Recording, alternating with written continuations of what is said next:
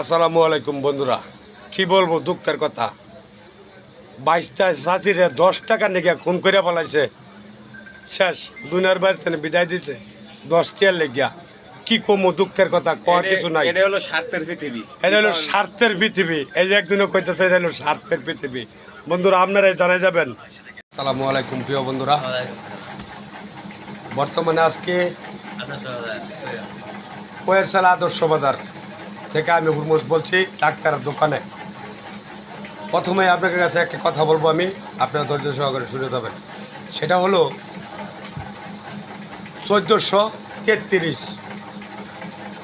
বাংলা শুভ নববর্ষর আজকে বছরের প্রথম দিন।